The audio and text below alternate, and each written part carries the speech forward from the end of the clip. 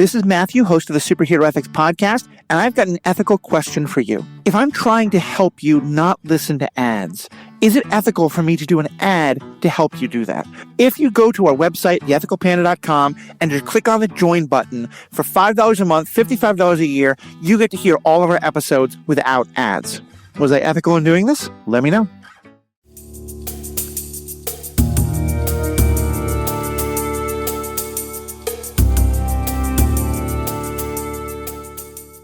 Hello and welcome to this episode of Superhero Ethics. Today we are expanding the idea of superheroes to talk about horror. We've touched on horror a number of times. There's certainly a lot of overlap between superheroes and all the various things we talk about and horror. And Riki has obviously been making clear to me and to us for a long time that horror is a genre that he really loves. It's a genre I don't know much about, but that I've come to enjoy, and especially come to really enjoy how it has been a vehicle and a method for some of those interesting social commentary and social discussions and raising questions at times that a lot of other movie genres aren't doing that in media. And so there's probably going to be, we're going to still talk about superheroes, we're still talking about vampires and robots and all that kind of cool stuff. But there's a lot of horror stuff out there that fans have been asking us to explore. Riki's been excited about. And so today is kind of kicking that off. We're going to start today by just talking about kind of the horror genre as a whole, what isn't horror, and how does it relate to ethical discussions in media. And then from there, it's going to be a topic that comes up every now and then. So we'll be talking about more about it in a second, but as you're listening, if you get ideas like, oh, we'd love to hear the ethics guys talk about this topic or that topic or anything like that, write in. All the information's in our show notes. We'd love to hear you say it. So Riki, let me just start by asking you, what is horror? What is the horror genre? Well, primarily, it's a genre that is meant to scare you. Right. Like that's the idea, is you want to be scared by these movies or TV shows, books as well, comics. Uh-huh. And what you said earlier, you mentioned stuff, vampires, robots, superheroes as well. Like all of those things exist in the horror genre. Like horror is kind of a overlay that you can really put over anything. There's been rom-com horrors to blend the two genres that I've been trying to push for more and more. Yeah. So I really love it because I don't really know. I like to be scared. Mm-hmm. And it's not so much that I like to be scared these days, actually, because once you get into horror, you become desensitized to a degree, or you kind of like identify like, oh, here's where the jump scare comes. So you're less likely to be jump scared. And of course, the genre itself has adapted and evolved to deal with that as well. I think it's one of the most adaptable genres in that way, in that it is constantly reinventing itself based on the tropes that it has set out in the past. And that's another thing we've been talking about a lot on this show is tropes in media. Yeah. And I think it's a fascinating study because it's always evolving. The genre is to keep up with not just like what it has done in the past, but also what's going on in society. Because when it comes to scares, what scares people changes over time. And I think it is fascinating to study how the horror genre reflects upon our society at the time that something is made. Yeah, I really love the way you phrase that because, and here's actually a way I think it directly ties into superhero stuff, in that I think both of them are, as you say, kind of overlays where you can fit them in any genre, you know? We've talked a bunch about how we've now got to a point where we have superhero thrillers and superhero political commentary and superhero rom-coms and superhero heist movies and superhero horror movies with something like the second Doctor Strange movie. And then, of course, with horror, as you said, there can be horror rom-coms, there can be horror superhero movies, there can be horror science fiction movies. And I think it's really interesting kind of being able to look at it through that lens. I have a question for you because it seems kind of off the wall, but I've seen a lot of this overlap. Do you like roller coasters? Yeah, absolutely. Yeah. Because one thing I saw when I was looking to a lot of folks and doing some research and talking to people about why they like horror movies, I heard from a lot of people who also love roller coasters. And I don't know if this is true for you, but they say that what sparked my question was what you were saying about being scared, how it's not quite that, but again, it's not the same as like actual fear. But to me, both horror, when it's kind of fear-based, and roller coasters, both have that same idea of like an adrenaline rush, of like an, oh my God, is a terrible thing about to happen moment. But where in the back of your head, there's a safety. Like it's not like on a roller Mm-hmm. coaster, it's very different than like I've driven on the edge of a very rocky road that looked like I was going to fall off the edge. That felt nothing like any roller coaster I've ever been in. Because in a roller coaster, I have in the back of my mind, like, actually, I know it's okay, but my lizard brain can enjoy the thrill of it. Um, and horror, I've heard very similar things about. Like for you, is there kind of a similar thing there of, you know, it's not actually a danger, but you still get to enjoy that thrill, that adrenaline, that, oh my God, what's going to happen? Yeah, I agree with that. I think my favorite moment on a roller coaster is the climb, like that Yeah, moment just before the first big fall. right. And it's similar in horror, like the anticipation of something where Hmm. you can just feel the tension.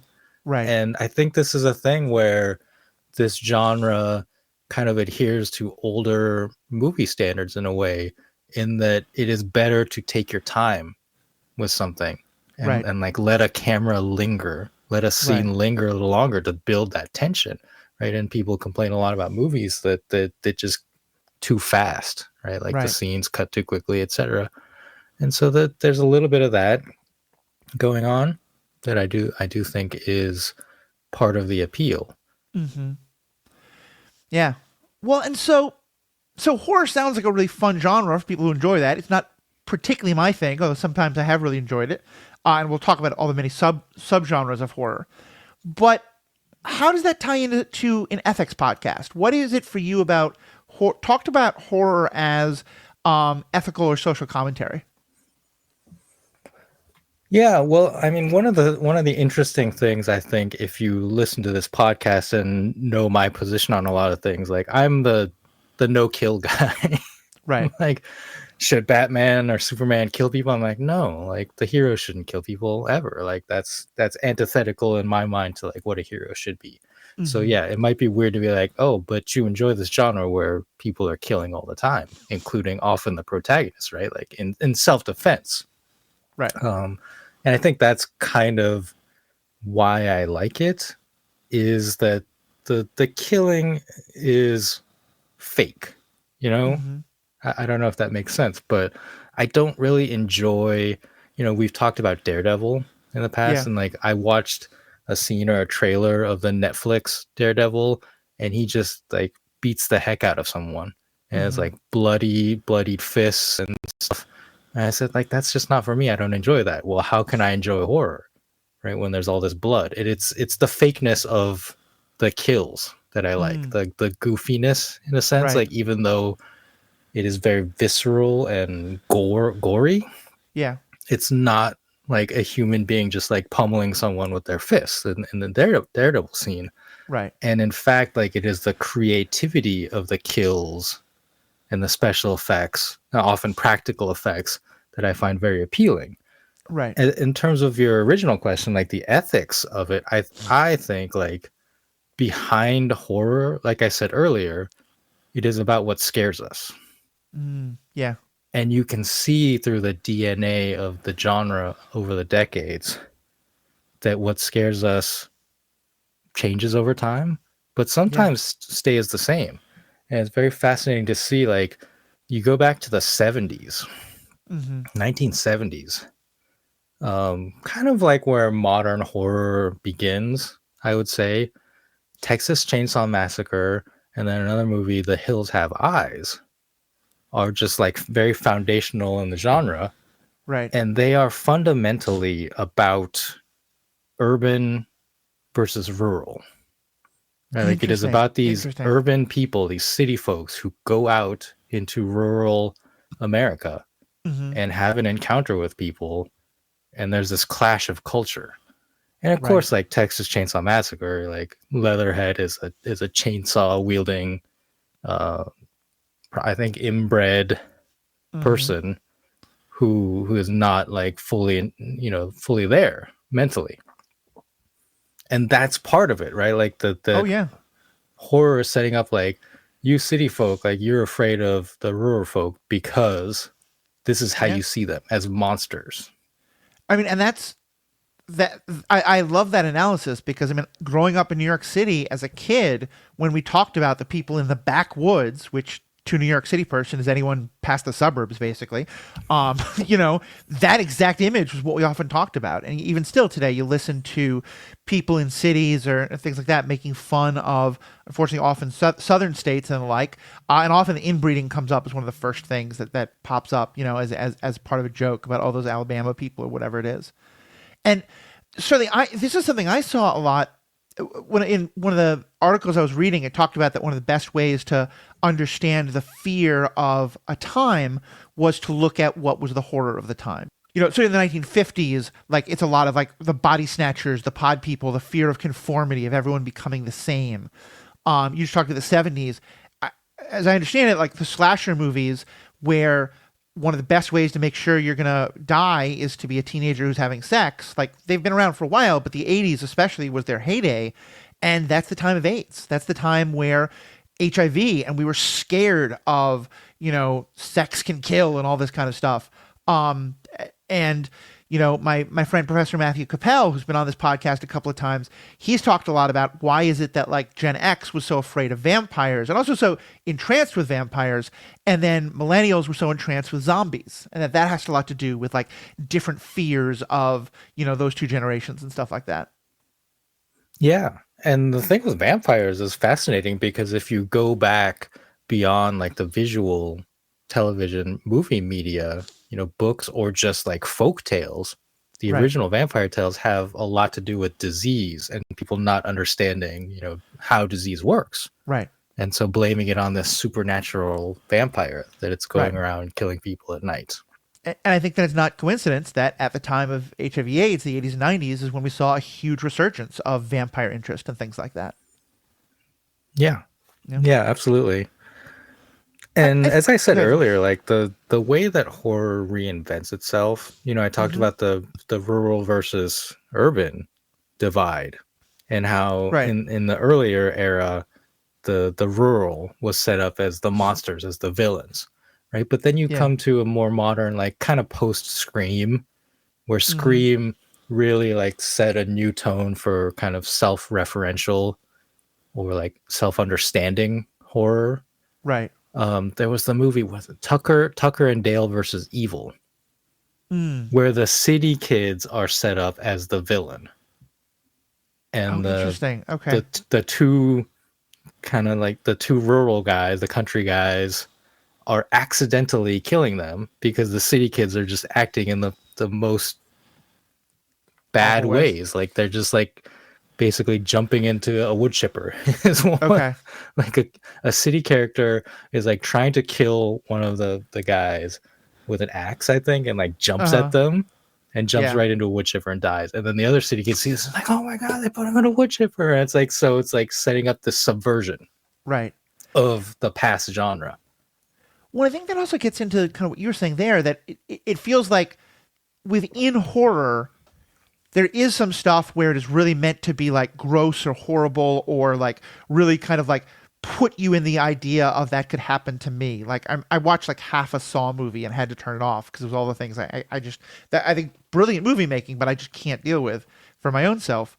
But then there's also, as you said, the where like it's become almost meta of we're not going to do a like realistic gore. We're going to do super over the top comedy gore, or you know, cartoonish almost. And while I wouldn't put this in the horror genre, I'll admit one of my favorite TV shows is Spartacus, which is about gladiators, and it's kind of trashy, but it raises some interesting questions. But it's also just very fun and sexy show.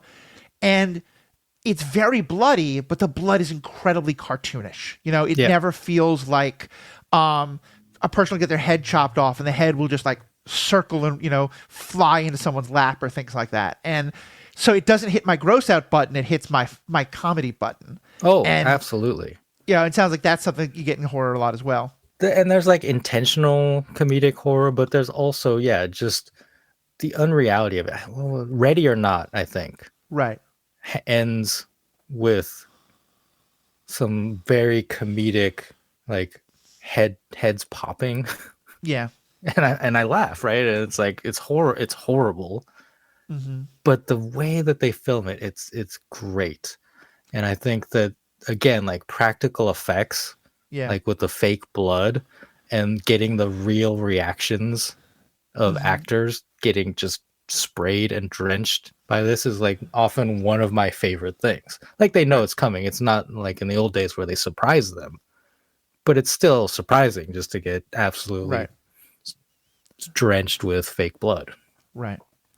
And in a weird way, I think what we're talking about there, about how it can sometimes seem kind of cartoonish or silly or so over the top, is part of why a lot of the times it gets to be a vehicle for social commentary. The night I heard this great talk at a sci-fi literature con a while back. It was sci-fi literature, but it was talking about all sorts of things, including media and movies and stuff like that. And it was basically on the history of horror in the 1950s, and it talked about how, because a lot of, at that point, the perception of most people in like polite society was horror was the thing that teenagers went to in drive-ins because you could make out and miss half the plot and who cares, and the girls would get scared and want to cuddle up with the guys, etc.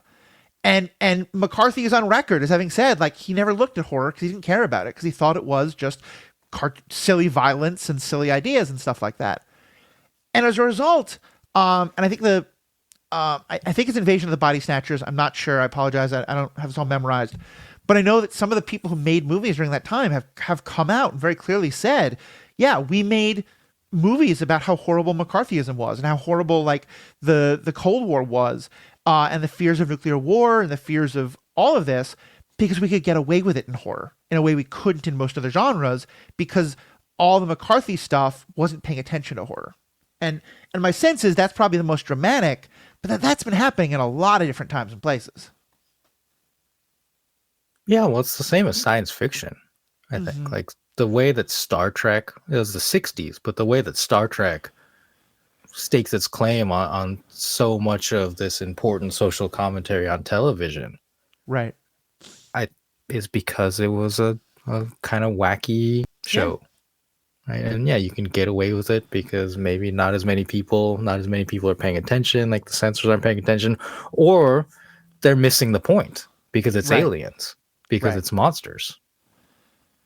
Right. They get so wrapped up in the gross horror, they don't realize, oh, this is the metaphor. This is what this is about.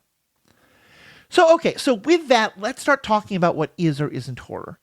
And I'm going to try to ask some questions, some of which I think I know the answer to, some of which I generally don't, but I think will help to kind of elucidate.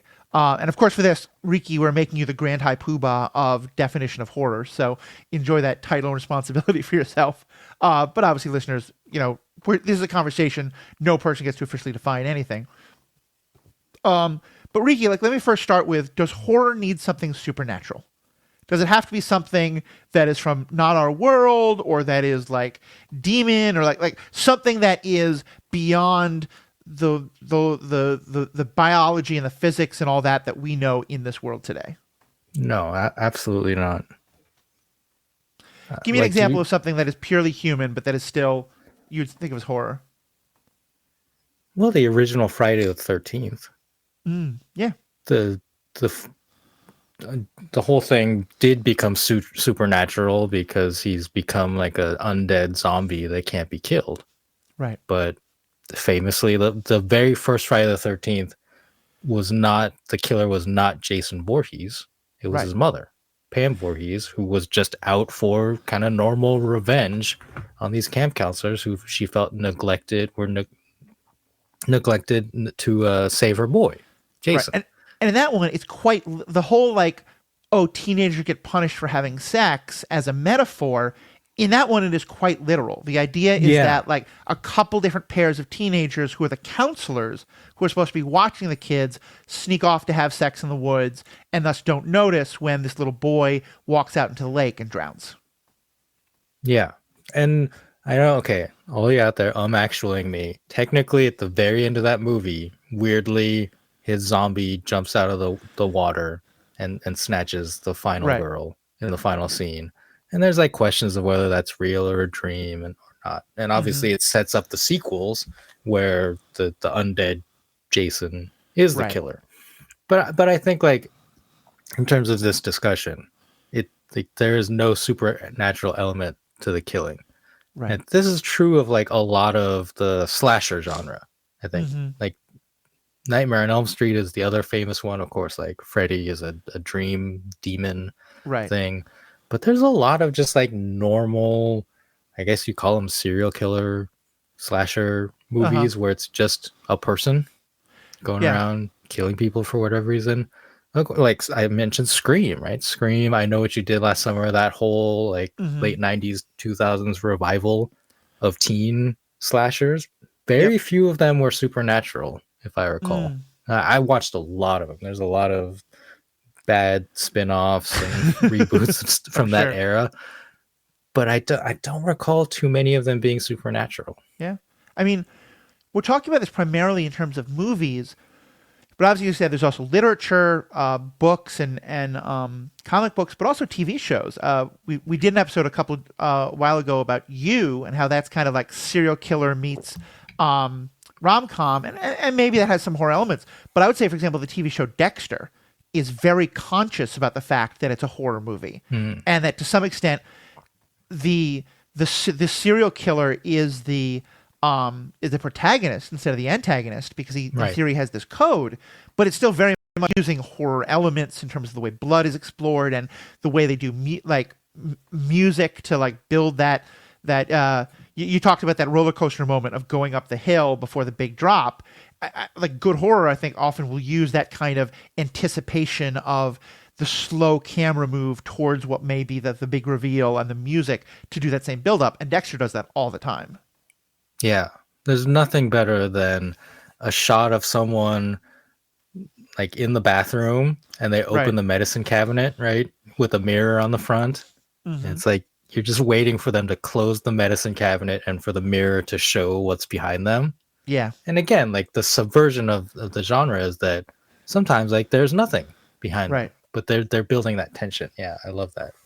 Well, and it's funny too because I'm thinking about how, you talk about rom coms and horror, but they share that in the same way that we all know if someone is about to close a mirror, then they're about to, we're going to see something bad in it.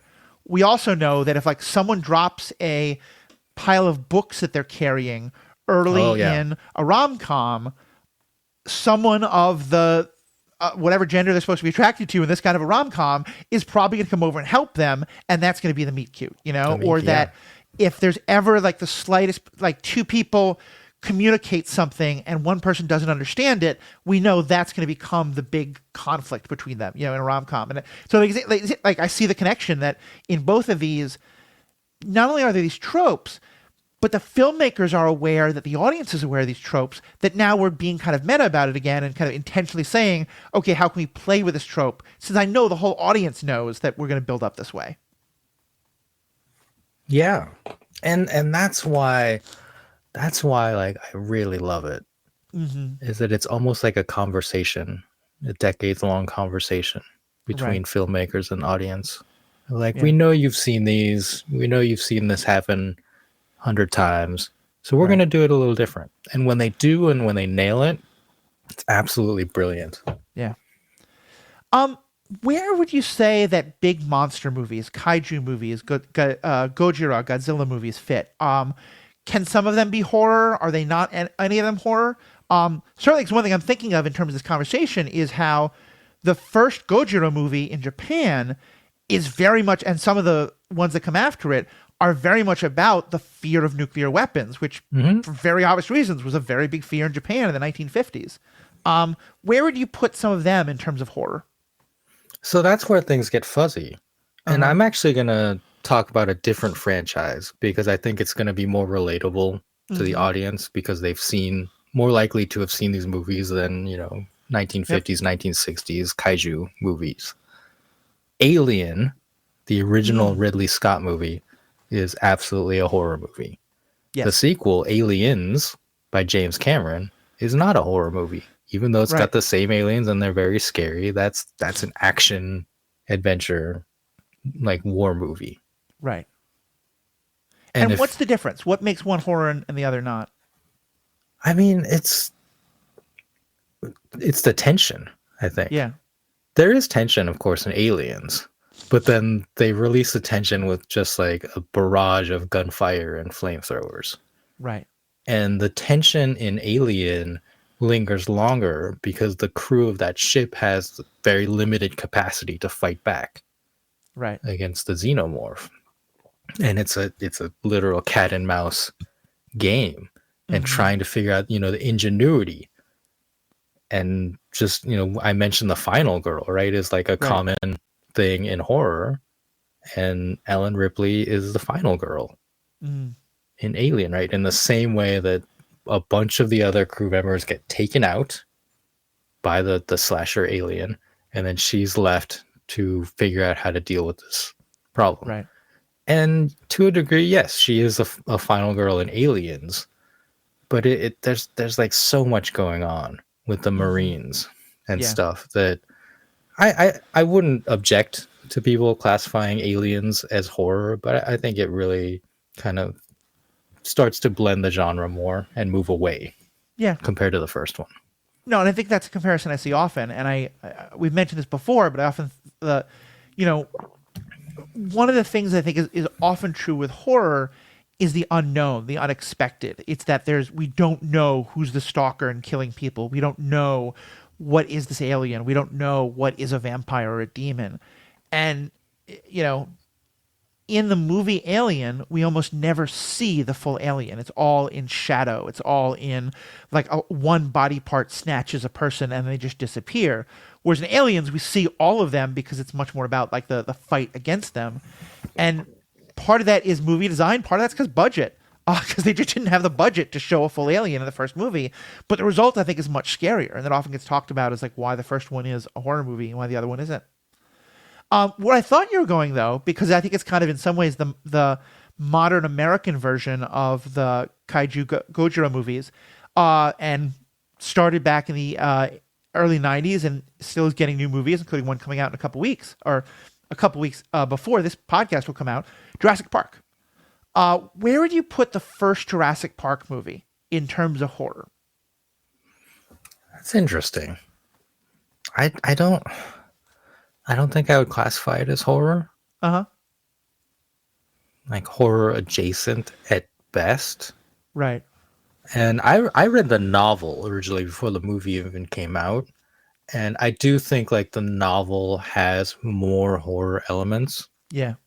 And for whatever reason, Steven Spielberg chose not to adhere as much to that, I would say. Right. And that, like, Michael Crichton's novels, a lot of them follow that similar model when translated to movies. Congo is one I remember. I was terrified by the novel Congo. Oh, yeah. And then the movie was just like a real letdown for me, unfortunately. Well, and when did you see Jurassic Park? I saw it in theaters. You saw it when originally? Okay. Came out. Because I had the same experience. I read the book as well, and I think it's interesting because on the one hand, we're talking about how horror movies, especially when they're kind of more independent or being done by people under the radar, can really be interesting social commentary. And then a lot of times it's the opposite, like the kind of anti-sex ideas of the slashers in the 80s or things like that, where it's the most sort of like, big company, corporate messaging kind of thing.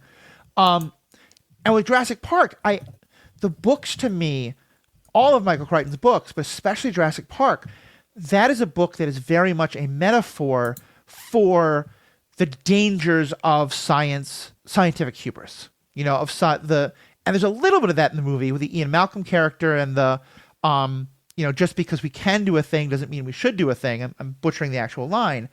But the book is so much more of that. And I thought it was really interesting because I rewatched the movie because I want to watch a bunch of them as I get ready for the new one to come out. And then reread the book and was reminded the book has so much more of that.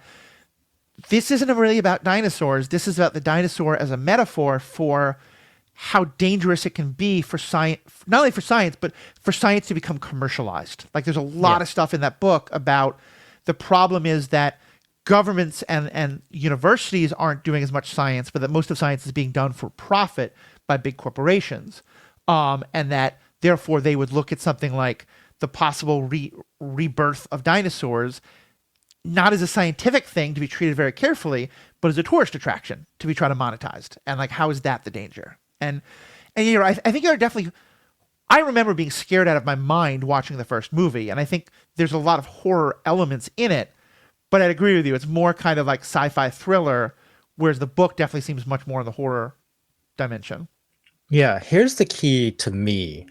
At the end of the movie Jurassic Park, John Hammond, the rich CEO who's funded this park, survives.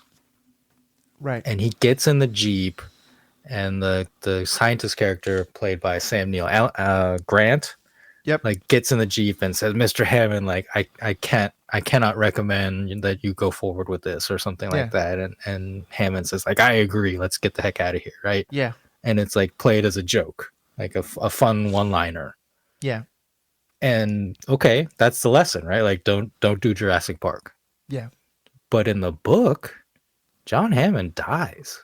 Yeah. He gets killed by the small dinosaurs. Right. And he's kind of like laughing at them. He's like, I think he's like kicking them away, but then they just like overwhelm him and kill him. And that's like the horror of it, right? Is not just that he dies, but he dies in this ironic way, Well, and killed that's so by the perfect smallest because dinosaur. I like I said, I just reread that book, and as he's doing, he's wandering around trying to get back to safety, but he doesn't really believe he's in danger, and in his mind is, okay, here's all the way I'm going to build Jurassic Park 2, Yeah. and all the ways in which he's rejecting what the scientists are telling him about why this is so dangerous, and you're right, that's a big difference because the idea that the capitalist learns a lesson and won't do the thing, that's very hopeful in a way that horror often doesn't have. Yeah, I think it's the combination of the death and kind of the visceral nature of that death. Yep. Along with what you said, like the lesson. Not Right. necessarily for the characters per se, but for us, for society. And Right. I think that's where I get into like the ethics of it, Yeah. of horror, is like there is often a lesson behind these things. And with a movie like Jurassic Park, they missed the mark on that. And that's why I say it's not horror, Right. amongst other reasons. Whereas you get like similar movies like Deep Blue Sea with the sharks, where there is a little bit more of that lesson, and of course Right. there's a lot more of the horror from like the kills. Right. Yeah. So would you call Deep Blue Sea horror? Yeah, I would. It of course it's hard to classify like any shark movie as non-horror, just because of the way it works, the mechanics of it. I think it feeds into not just like the fear of the shark, but the fear of the ocean, of the depths. Right. Especially for me, like I hate the ocean. So I and this calls in like I'm just real quick in a tangent on this. Like, Yeah. sharks aren't that dangerous. Yeah. But the fact that Jaws was such a hit and has like created the blueprint for that genre, that part of this genre, and people keep going back to it over and over again because it's effective. Right. But it has also effectively like vilified real world sharks in a way that frankly is not fair, right? Yeah. No, and I know like during Shark Week, is Animal Planet. I don't know. Discovery. Discovery. Thank you. That's something they talk about a lot. Is that those movies have really contributed to this fear of sharks, and I think that's something also worth exploring. Is that I think I have a lot of praise for those movies that are like, here's a kind of social justice message I want to push. How can I do that? Horror is this awesome genre to do that. Like, I really want to talk about Jordan Peele at some point in a later podcast and what he's doing with movies like Get Out and Us and stuff like that. And other filmmakers have done that. Frankenstein's another great example of that. But it does seem also like a lot of times what a movie about what a culture is afraid of, well, what a culture is afraid of is often some of the worst parts of society. You know, like we look at the fear today of immigrants. And, you know, in the 80s, as I said, like there's some interesting commentary made, but also like we got really puritanical. And I remember being a teenager in the 80s and basically being told, if you have sex, you will die. If you smoke marijuana, you'll become a cocaine addict. And unprotected sex was a really bad thing that we had to be very careful about. Drug use was a really bad thing we had to be really careful about. But the fear went so over the top that I think it caused a lot of the opposite problems. And I think that's another interesting thing to look at is not only horror movies where like, oh, this is awesome, but I haven't seen many, but I know like there's a lot of horror movies from the 40s, 50s, 60s, probably even today, where the monster looks like a scary black man, where the monster looks like, we talked when we did an episode on Predator movies about the Predators having dreads and looking kind of like, a large Jamaican person almost or something like that. Like I think it's a really interesting thing to discuss there as well is that when we look at something that reflects a culture's fears, that's not always going to be something we look at positively. It's often going to be something we look at like, oh yeah, this movie is not just stoking fears about sharks, but is stoking fears about sexuality, is stoking fears about people of color, is stoking fears about angry women or whatever it is, Yeah, the most ridiculous example of that. I mean, you could make an argument that the shark thing is ridiculous in terms of the statistics, but probably even more so is clowns. Yeah. You cannot think of clowns now without imagining, Stephen King's It, Terrifier now. And like a decade ago, there was this huge panic about people dressed as clowns walking around. And sometimes chasing people like they were doing it intentionally, because I think that's the year that the new It movie came out. So they were like kind of keying off of that. And I watched a documentary that the real life clowns, like the performers who perform as clowns, saw a huge drop in their business because of this panic. Yeah. And it's like, what are we doing? Right? Yeah. It's interesting to think about the things that we're afraid of and how horror reflects that. But sometimes like they just make stuff up, like Jaws or the clown thing, and then we get afraid of it. I like if someone was walking around as dressed as a clown at night, I would be terrified for just like no reason. Because that's now been imprinted in my mind. Yeah. Can't sleep, clowns will eat me is a phrase that I think comes from The Simpsons, but it's just such a cultural, like that phrase has been repeated in so many contexts. And yeah, clowns are there to entertain children, to make people laugh and have fun. And yet a lot of people say that they're afraid of clowns in a way that like, if you said that about almost any other profession or any other like kind of thing that people do, people look at you like you're nuts. But that isn't perfectly socially acceptable. Like, what are you afraid of? I'm afraid of heights. I'm afraid of the ocean. I'm afraid of clowns. Yeah, colorophobia, I think. Something I might be pronouncing that wrong. Yeah. But just like we don't have. It's a very specific clown, right? Like It, very much like Pennywise, very much cemented the look. Yeah. And there's not something like that with mimes. Although maybe with Terrifier, because Terrifier is kind of like a mime / clown. Right. Or like the statue performers, right? Yeah. There's no genre of like killer statue performers jumping out at you after they've been pretending to be a statue. Right. Where's that? Yeah, and I think there's all sorts of reasons for that. I know that like one of the things that was a huge fear in the 80s and 90s was like children being kidnapped and stuff like that. And like, yes, it that has happened. It's not a great thing by any means. There was one man, John Wayne Gacy. But it's not. I don't think it's even been shown that he ever kidnapped someone like dressed as a clown. Right. I think most of his victims, he went to the bus station and just like found people getting off the bus. But I think that plays into then also all of the homophobic fears about like, gay men kidnapping children, a lot of the trans fears, clowns being people who disguise their appearance or whatever, that a lot of transphobia gets wrapped up into it. Like, yeah, now I kind of want to do a whole episode on clowns and the fear of that, because I feel like there's so much that is just such a like Pandora's box of all these different societal fears that all come together in one. Yeah. I think like that would be a good one. We could have a full episode on. Like I did a lot of research on it because I've always been kind of fascinated by the whole clown thing. But another one, like I'm just gonna throw out like topic ideas here and brush on them, and then we could do deep dives. Can I say one last thing on the clown thing? Yeah. it's funny also because when you say scary clown, the first thing that come to mind, and probably one of the only things I really remember, like viscerally about One Piece, was the villain who's a clown. Oh yeah, Buggy. Yeah, the pirate clown person. So That yeah, yeah. Oh gosh, when did that come out? One Piece is like 30 years old. That was towards yeah, the beginning. yeah. Yeah. But yeah, what are some So other topics horror can lead us into? AI. We Yep, talked about Terminator, Terminator Zero, I believe. yep.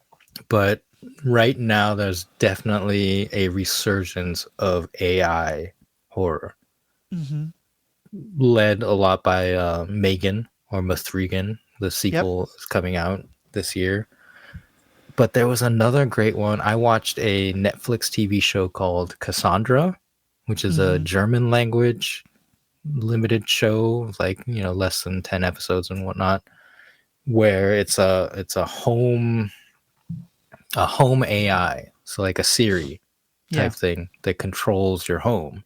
But it turned out that it was actually like a human woman imprinted into the AI. Yeah. And then she does the whole like trying to take over the family, like trying to become the new mother to the Hmm. kids thing. Yeah. And it was great. So that kind of like crossed over a Yeah. couple of different things, but like definitely like there's been this resurgence of AI horror, like the fear Yeah. of, real like the Android type thing, but Hmm. also just like the smartphone device and like how that Oh yeah. runs our lives, and how like if it were somehow corrupted and evil, like it could easily destroy you.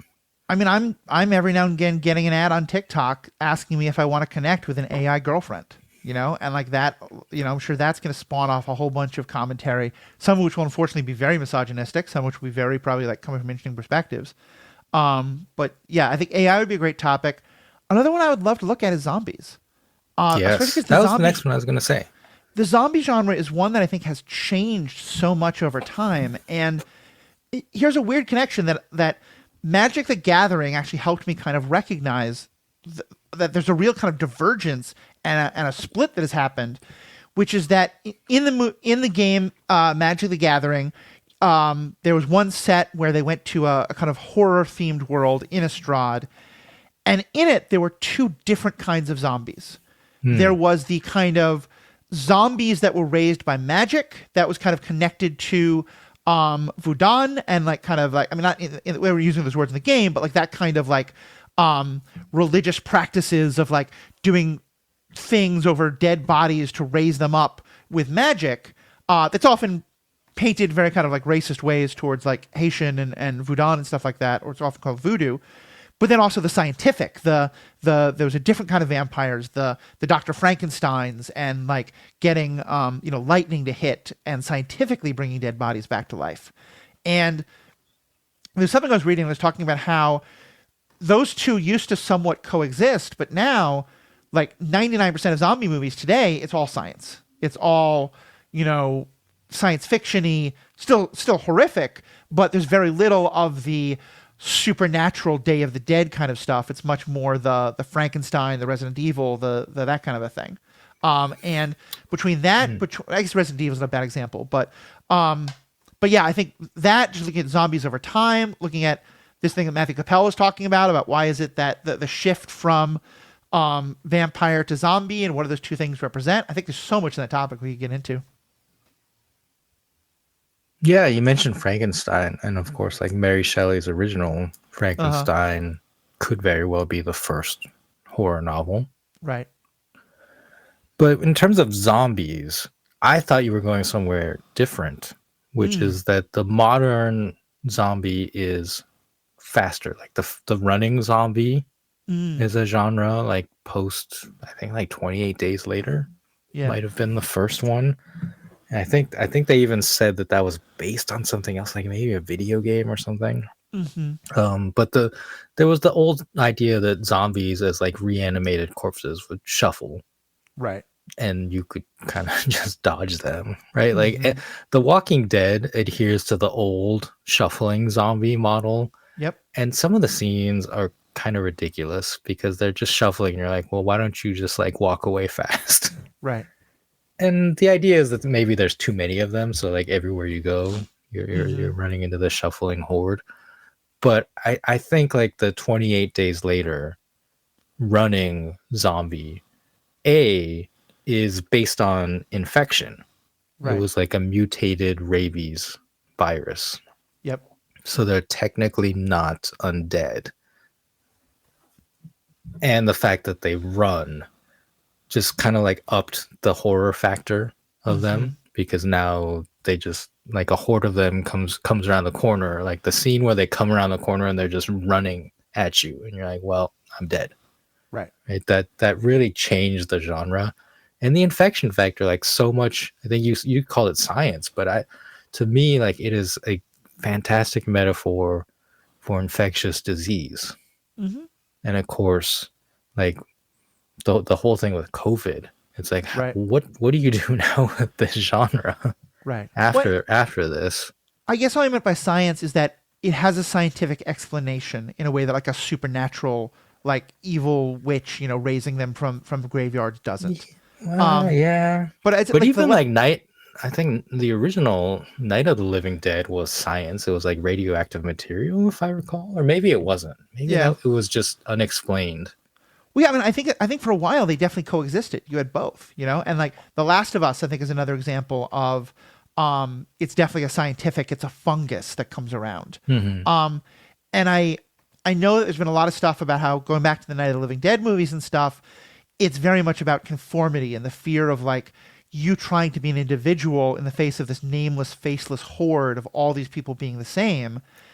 And the idea that, yeah, they're slowly shuffling at you and now they're running at you. Like there's an interesting social, metaphor for that'd be fun to explore. Yeah, I I had recommended a Korean TV show a while back to you called Happiness. And I Yeah. think that is still to me like the best example of how we could enter this genre of the zombie horror Right. from the angle of infection. Because in that show, it is an infection that Hmm. spreads. But more importantly, the people who are infected don't turn permanently.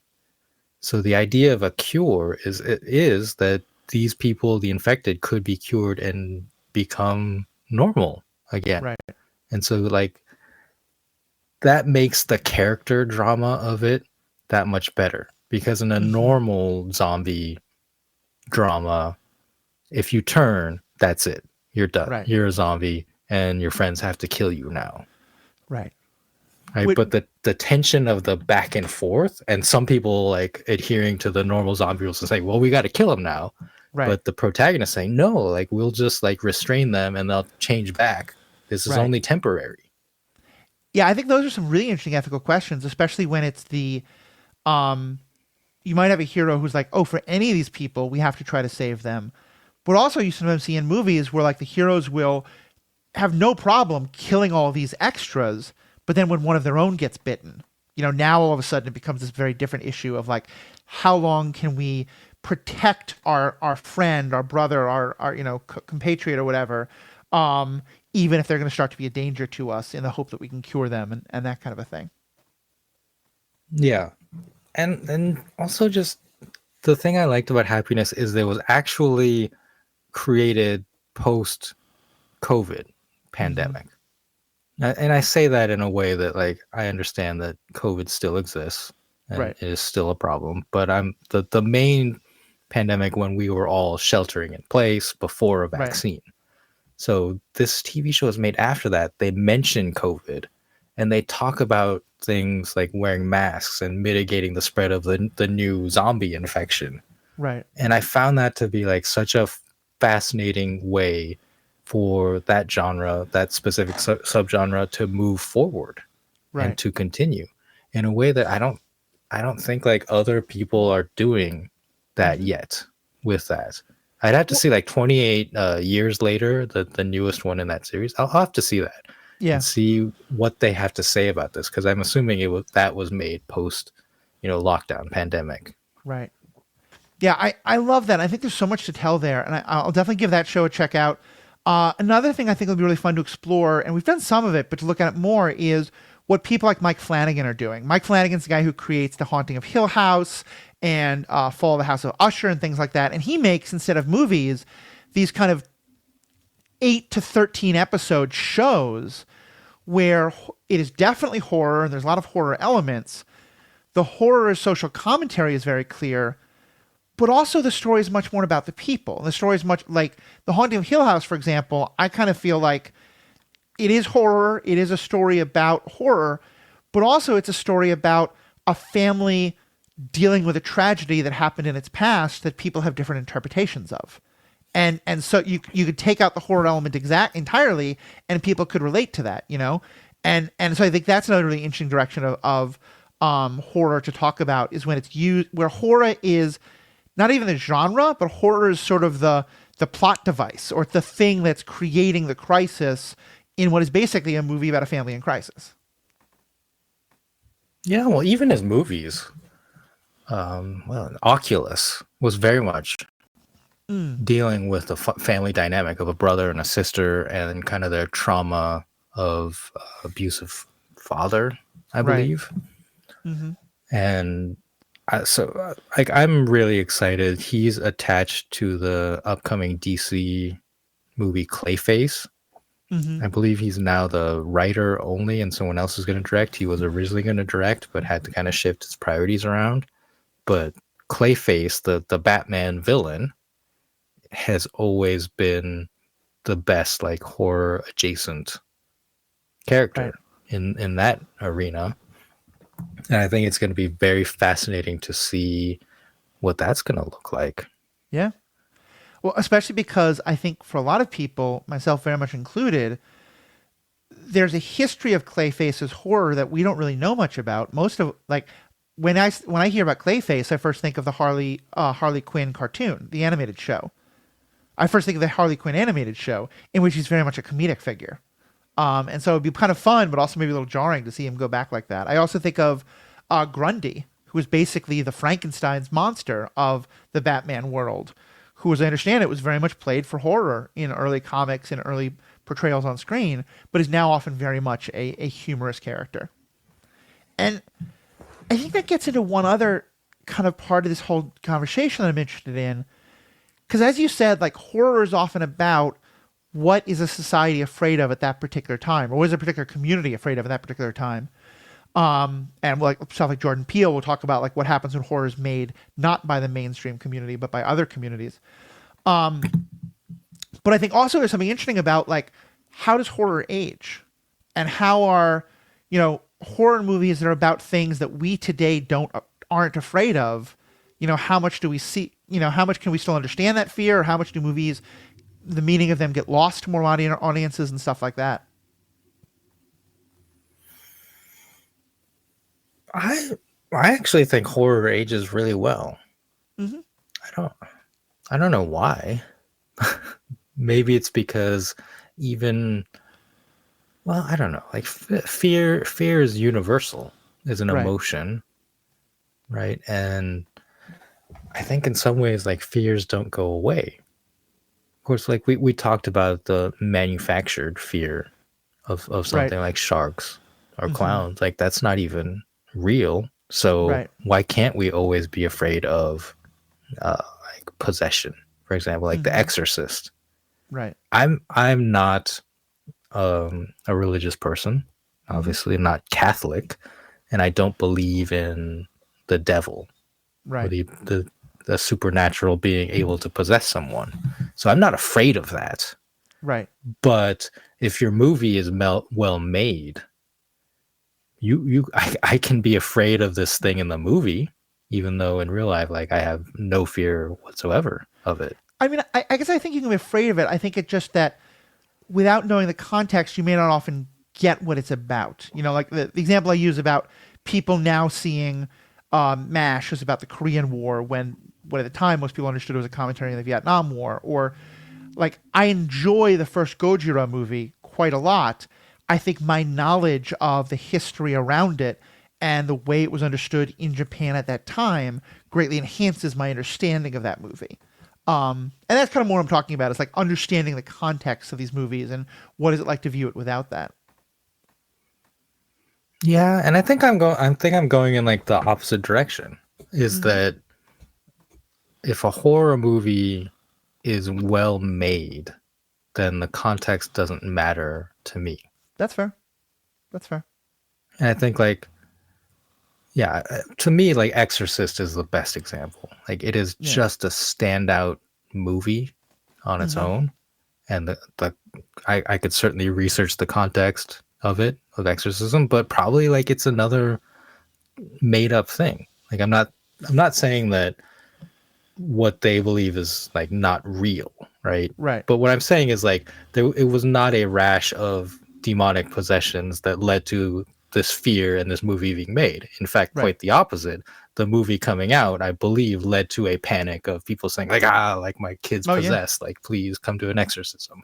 Oh yeah. So in a similar way to the shark thing, like it's more manufactured. So I don't like. Yes, I think culturally it's definitely interesting to Right. look at what leads to something being made, but in terms of your question of the timelessness of it, like does it age well, I think it more depends on the creation itself.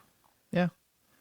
I'll be curious about it because like I've been on record as saying like I think one of the problems of the Watchmen movie is it's so much about a fear of the Cold War that for me at least, and I've heard from others, like having lived through the end of the Cold War, it just didn't resonate with me for that reason.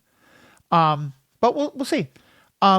We've gone just about an hour, and I'm realizing I need to get out of here in a few minutes. But so let me just say, like Riki, thank you for opening this conversation to us and to our listeners. What are parts of horror you want to discuss? What are things that genres you want us to explore further? What is just if you have commentary on what we discussed here, we'll definitely do feedback. But also, if there's movies, if there's ideas or perspectives or particular directors, or we haven't even talked about the scream queens and that whole sort of aspect of the genre and like ways in which it's powerful and ways in which it's problematic. So much more about horror for us to talk about. There's some great ones out there, especially Bill and Ashley's Horror Theater, I think it's called. I'll put the exact name in the show notes, but a great one by my people who used to be at Stranded Panda. But yeah, let us know. But we'll definitely it's a genre we're going to getting back to, and we'll talk about and let us know what you want. So Riki, as always, thank you so much. We will keep this conversation going. Live long and prosper.